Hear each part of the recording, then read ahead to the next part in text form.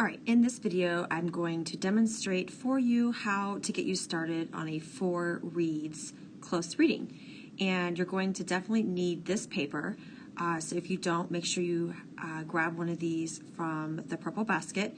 You are also going to need your own hard copy of the article. So if you don't already have this article, make sure you have that in front of you as well. You're going to want to have some highlighters handy and definitely a pencil. So the first thing that we have to do with the close reading is we need to divide the article into, I don't know, I usually think about 4 or 5 different sections that seem to be easy breaks. So I'll go ahead and do this one with you. With your pencil, I'm going to have you draw a line underneath the 3rd paragraph. It's so easy to divide the paragraph into sections based on if you have subtitles. So this is obviously a subtitle, so it would make sense for me to draw a line right above that. We will go ahead and label this section number 1. As you can see, I already have done that. So make sure you label that top section 1. Then you can go down and we are going to have section 2 will start here, Legally Blind, and then if you go on to the next page, we're going to go ahead and stop that after the rather large paragraph. We'll start section 3 where it says, I was lucky to grow up. So make sure your line goes above the paragraph that says, I was lucky to grow up. And if it helps, you can kind of write to continued.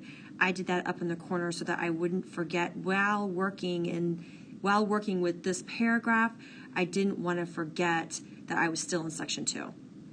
All right, so then as you can see, section 3 starts, and you can go ahead and number 3. I didn't say this in the beginning, but remember, at any time you can pause the video. That's why we make videos. Besides for kids who are absent, we make videos so that you can pause it and rewind it. If I were just teaching this in front of the room, there would be no pause and there would be no rewind. So if I'm going too fast, one of the best advantages to a video is you can pause it, okay? Or go back if need be. All right, so that's section 3. And then section 4, we're going to have you draw a line above every child. And you can go ahead and put a number 4, like I have right here. And just make sure your line goes above every child. And that'll take care of the article. So we have 4 sections. And that's usually what I end up with when I break an article up into different sections. All right? Okay, let's go ahead and take a look at the very first thing that we do with our close reading. The reason why I like the close read is because it just kind of walks you through steps, what you're supposed to do. So as you can see, this is the first section, then they have a second section, and you really need to go in order. You cannot skip around with a close reading.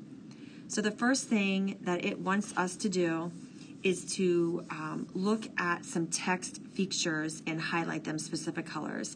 Text features are titles, headings, subheadings. There might be some pictures. There could be some words about the picture and so forth. The very first one that they want us to look at is the title. They want us to find the title and they want us to highlight it pink. So you'll go over to your article and we are going to highlight the title pink. So grab the pink highlighter and do that. You, again, pause the video, okay, if you need more time to do this. After you highlight the title pink, we're going to go back and check out what our next step is. They want us to highlight the author green. So as you can see, I went ahead and highlighted the author green. And that's all you're doing right now. You don't need to do what I have in red quite yet. But I do think that it was interesting. The reason why I have a note, you know what, go ahead, add the note. It's not going to hurt you. I was just noting that the Human Rights Watch seems to be a very helpful organization. They've added not just the author's name, Paris, but they have also mentioned that she is a member of the Human Rights Watch. And that Newsela is the organization that helped Paris print the article. So Newsela and Paris are the authors, but she is a member of the Human Rights Watch. So I thought that that was a very helpful organization that Paris was representing. All right, so we went ahead and we found the author, we've got the title. Let's go check out some of the text features. I definitely see a picture. I see that the article is going to be about when classrooms include those with disabilities, all kids benefit. So we're going to talk about classrooms that have students in the room with them that have a disability. Sometimes you might see a classroom in a school that only has 4 or 5 students in there, and that is a resource room because the students might have disabilities that would cause them to learn differently and would need extra help. In a full inclusion classroom, all students with disabilities are included in the same room together. And it sounds like by the title of the article that we're going to be discussing that it helps all kids, kids with disability, including students without a disability. I see that there's a picture, and in the picture I'm noting a teacher helping a student who appears to have glasses on. The student is looking very closely at the writing. So I would assume, I would make the inference that the student does have an eyesight disability. If I scan down and I'm looking for more text features, I see some subtitles here. Legally blind, but others had challenges too. So obviously this section might touch on what I kind of saw happening in the picture. So based on this subtitle, I seem to be on the right track. I don't see any other subtitles as I'm skimming through here. So if I had to go ahead and predict what this piece would be about, I probably would write something about how, that all students are going to benefit from being in a classroom with students with disabilities. So as you can see here, I have the answer that teachers helping students with disabilities and what everybody can learn from that maybe. I didn't mention, go ahead and circle nonfiction. What specific genre is being discussed? It's definitely fiction. And go ahead and circle, we found a picture, we circled subheadings, and there was a title. So those things need to be circled that I have circled. And you can also pause the video if you need more time writing the prediction down. Listen, we already have this done. We can check that off. Let's use green checks, like green for done, go. We divided it, numbered it, we predicted, we found the genre, and we took care of the text features. We highlighted the author green, and we highlighted the title pink. So we can check off section 1. We are completely done with section 1. So if you need any more time with this, go ahead and pause the video. All right, in section 2, they are asking us to provide a brief summary. Brief, look at that, 1 to 2 sentences, people, like underline that, not long at all. Section that we numbered. So when we divided the article into sections, we now need to give a brief 1 to 2 sentence summary for each of those sections. So follow along and read with me. The absence of color angered me. On the plastic desk, my book selfishly claimed all the space, stretching out to lop off the edge and hang 2-foot space above my lap. The white page showed a fruit bowl created from gray and black ink on paper. Next to me, Sam's book covered only half of the desk. His pencils, an eraser, and a juice box, Welch's Grape, never fruit punch, stood in a neat lineup. His fruit bowl burst with bright colors found in nature. The apple was so red that it looked like you could pluck it from the page and eat it. My enlarged books, devoid of color and nearly double the size of a standard textbook, were among the accommodations I received as a legally blind child in the public school in Walton, Massachusetts. The books were cumbersome and I hated them. Although larger text helped me to read and keep up with the subject matter, I saw only the difference between myself and my classmates. Face an inch away from the page, I wanted to read just like everyone else, to learn as they did, to see as they did. So we have to kind of write a really quick summary, 1 to 2 sentences for this. So I usually draw my rectangles to put my summaries in, and I do them off to the side in the margin. And it is kind of sideways. So if you want to do that, just kind of write off to the side your little summary. And as you can see, I wrote a number 1 to match the number 1 in this section. So go ahead and do that. And then my summary, I wrote down that Paris was frustrated, but she wanted to learn like everyone else. So she's noting that, the other kid's desk next to hers was very neat and hers was not, and etc. And she's noting the differences, but that doesn't bother her. She's like, because I wanted to learn, I wanted to be there. So that was the summary that I picked for number 1. Let's go ahead, and this time I will read section 2 to you, but I want you to see if you can write the summary by yourself, and then you can compare it to mine. All right, section 2. As a legally blind 3rd grader, I was fortunate to learn in a standard classroom. Although I was a child with a disability, I learned alongside students who did not have disabilities. My teachers adjusted some of their lesson plans and practices. For example, when they wrote a B on the chalkboard, they described it the same time. Straight line down, pencil halfway, back up, and loop to the right. As for my classmates, they were eager to help me. They held my hand and they traced along the paper. They read me problems off of the board. They told me when to kick the ball at recess. After all, we all face challenges. Some students had parents who fought a lot at home. Some kids arrived at school early for reduced free breakfast. Others had trouble with math or reading. We all ate and played together. We learned about and accepted our differences. The adjustments made for me also benefited those around me. Children who preferred verbal stimulation heard how to draw the letter B while they saw it being written. The girl playing goalkeeper and not paying attention appreciated a heads up that the soccer ball was headed her way as much as I did. For me, having a disability and learning in a classroom like everyone else was important. It allowed me to make friends and resolve arguments.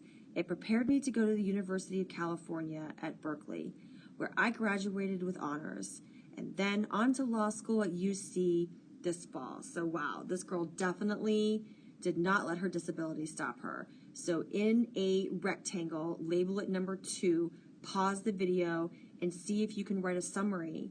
In a second, after you are done attempting to write your own summary, which is only 1 to 2 sentences long, you can unpause the video and you can compare your summary to mine. So go ahead and try to write your own and pause the video. All right, so I drew my little triangle. It is definitely horizontal now, but it is off to the side, as you can tell by the words. And I labeled it a number 2 because this is section 2. And I wrote for my summary, all students face challenges and for the most part accept each other's differences. Second sentence, learning alongside others pushed her to be her best. Seeing how she went on to US, the university, that is exceptional that she was able to do that. So other kids in the same classroom helped her to get to be that way and forced her and pushed her to keep trying. So I made sure that I included that in my summary. If you have a summary that's close to this, that's fine. So that's what I put my summary just kind of over to the right, as you can see there. Okay, let's go on to section 3. Pause the video if you still need more time with your summary. Okay, this is section 3. Please don't highlight that sentence yellow. That's something different. We're not there yet. Right now, we're just reading the article and writing our summary. So we're on section 3. I was lucky to grow up in the United States and attend schools with teachers, administrators, and parents who believed in me. Regretfully, this is not the case for many of the estimated 93 million children with disabilities around the world. The real figure is most likely higher. As Human Rights Watch has documented, students with disabilities often attend segregated schools, isolated from their peers in the community. Many students with disabilities do not attend school at all. In South Africa, this number reaches nearly 500,000 as children with their disabilities face discriminatory physical barriers and attitudes, often beginning early in their lives when the government officials classify them on the basis of their disability. In Russia, Human Rights Watch research has found that some school administrators refuse to admit children with disabilities because they believe these children are unable to learn, are unsafe around other children, or engage in disruptive behavior. Upon reaching adulthood, people with disabilities frequently struggle to enroll in universities or gain the meaningful professional skills necessary to secure employment. I'm guessing because they've been pushed off to the side and segregated in schools. International treaties such as the Convention on the Rights of the Child and the Convention on the Rights of Persons with Disabilities, both ratified by more than 150 nations, require all children to receive an education. So that would definitely be a great law that is necessary to have to protect those students who do have disabilities, to make sure that they are included in all classrooms. Okay, so maybe draw a little triangle if you want right here and put a number 3 and go ahead and write a summary. Pause the video while you write your summary for this section. All right, you can kind of compare your summary to mine. As you can see, I have written here off to the side that not all students are lucky as Paris. Some schools break laws and discriminate those students who have disabilities. So Paris, it sounds to me after I read section 3, wow, Paris, you're pretty lucky to be in the school that you're in. Pickerington Junior High is just like that. We have students with all kinds of disabilities in our classrooms. So Paris is lucky that she goes to a school. However, this section does give examples of students in schools where they do break these laws and they are discriminated against based on their disability. So make sure you have something like this in your summary like I have. So pause the video if you need more time to fix section 3. All right, this is section 4, our last one. Every child, regardless of disability, has the right to attend a quality, inclusive school on an equal basis with others. Until that right is realized, we continue to fail inside and outside the classroom. The opportunity to learn in my neighborhood school, to be exposed to viewpoints and circumstances and abilities that differ from my own, made me a more tolerant and compassionate person. It challenged me to stretch my notion of what I could achieve, and it provided me the support system and the confidence to make those ambitions a reality. Yes, I hated those enlarged books, but the important fact was that I read them next to Sam, in front of Mark, and behind Joanne. For me, that made all the difference as I skipped from my juice box and went outside to play another round of soccer. All right, this will be an easy summary. It's a bit shorter, so kind of make a little rectangle box, put a number 4, and write your summary here.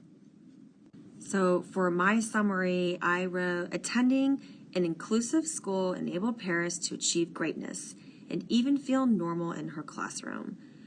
So this was my summary. Hopefully it was close to yours. And now that's official. You have all 4 sections. We've read the article and we wrote a summary for each section.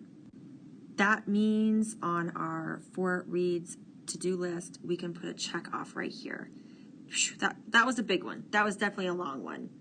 Okay, now we need to find the main idea, and they want us to highlight it yellow.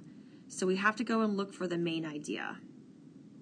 I personally found the main idea in section 3. So go to section 3 and highlight the first sentence as I have here. It reads, as Human Rights Watch has documented, students with disabilities often attend segregated schools, isolated from their peers and community.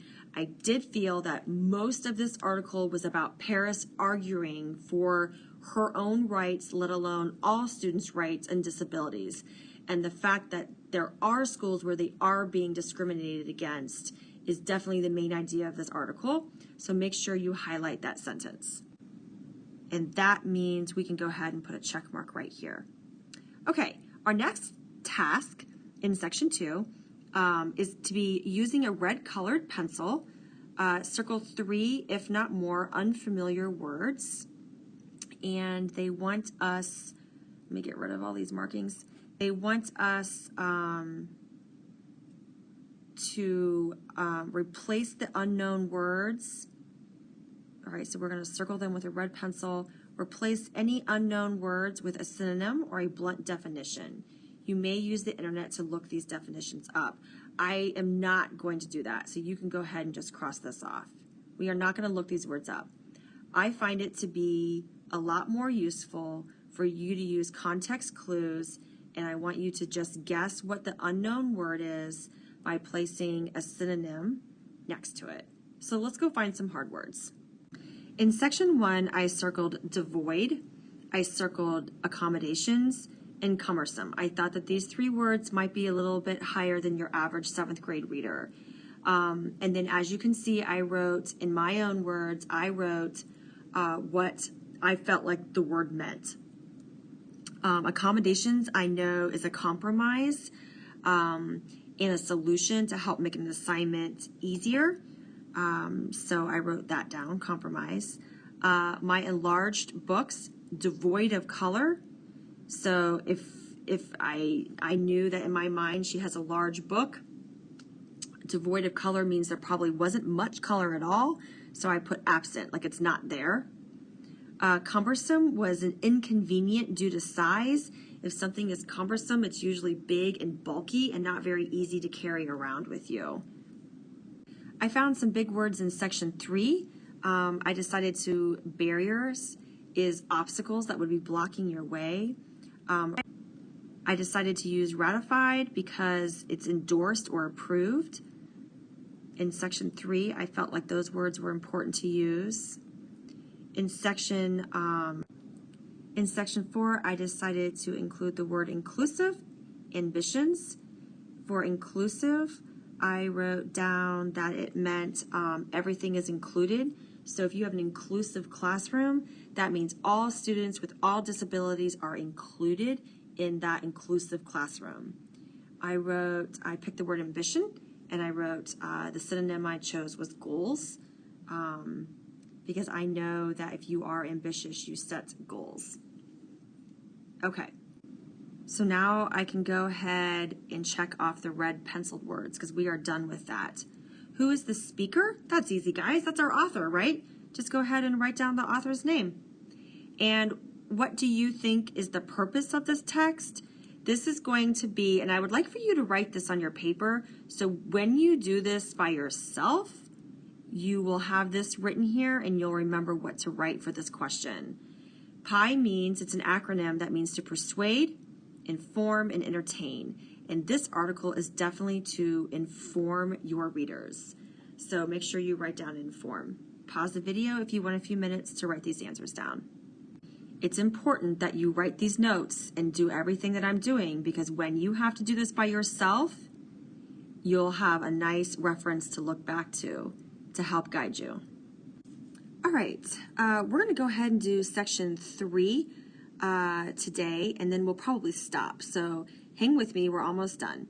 All right, section 3 asks us to find 2 pieces of evidence for the main idea. Remember, the main idea is what we highlighted yellow on our paper.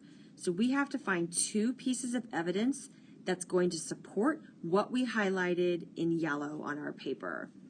And we are going to identify the evidence with a blue colored pencil, number each one, and write the word evidence next to the number. So you are going to, when all is said and done, with a blue pencil, you're going to have evidence number 1 written down and evidence number 2.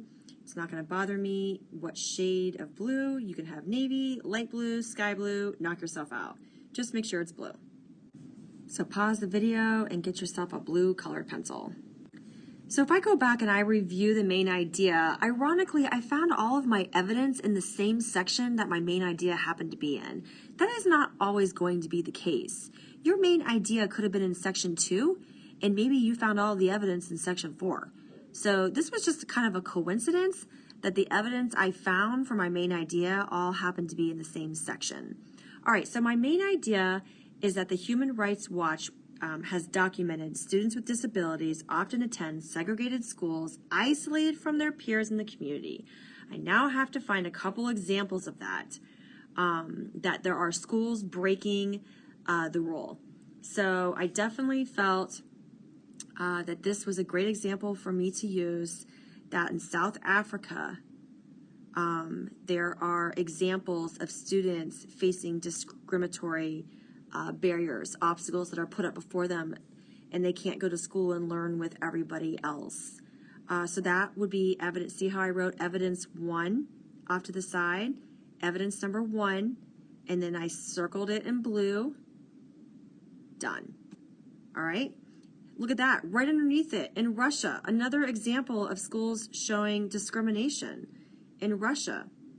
So I circled it, and I put evidence number 2, as you can see. I labeled it, this is labeled, and this is labeled, evidence number 2.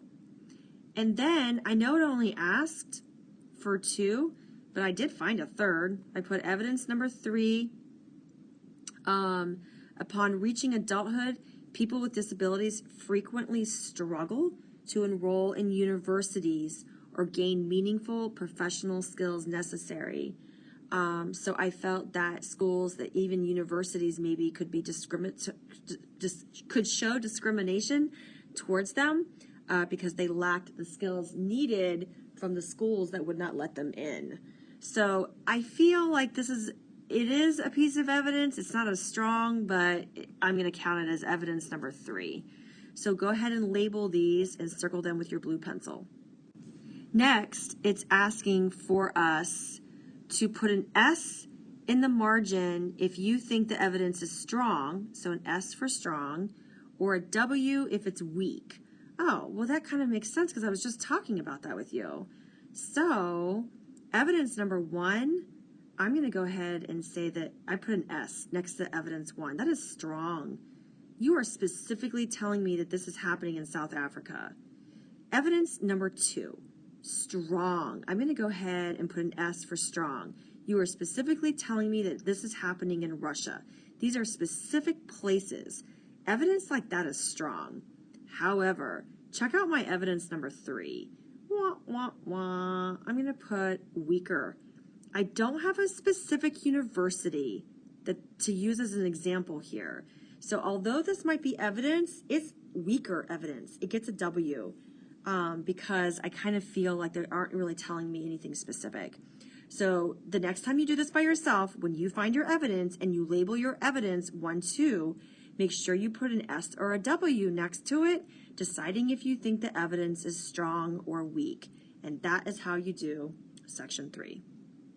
The last thing we have to do is place a star next to any persuasive language that shows influence and passion from our author. I definitely think that our author is passionate about this subject because she went through it personally. So I decided to put my stars of language showing how angry she was. I found the word angered. Selfishly claimed, that shows passion about this subject. Some more that showed passion, in my opinion. The fact that people are being discriminatory has her upset. She is regretful that this is happening to students. It's a struggle for these kids. People are refusing to help them. They have rights, but however, society, we are failing to see. So words like fail and refuse and struggle and discriminate and regret, those to me are words that are showing the connotation and the tone of our author, that she's very frustrated, that she's passionate, that she's upset. So when you find language and you're going to put little stars, these are my little astro stars here, when you put these little stars next to these words, make sure the word is showing the feeling and the connotation behind the subject matter. So in this case, I felt that these words strongly kind of sum up how she feels about schools that are discriminating against kids who have disabilities. These words are not positive words. As you notice, these words are all negative because she is upset about what is happening in our schools. Okay, and that ends the first 3 sections. I think that's a lot for today. I think I'm going to save the back and do section 4 another day. So you can go ahead and put this in VIP. We are not done with it. So we're going to keep this in VIP. Please take a second and put all of the highlighters, the colored pencils back where they belong, and make sure this goes in VIP along with the article. You got to keep the article with this in VIP so we can finish the back another day. I think you did a good job listening, and we did the entire front. That's enough for today.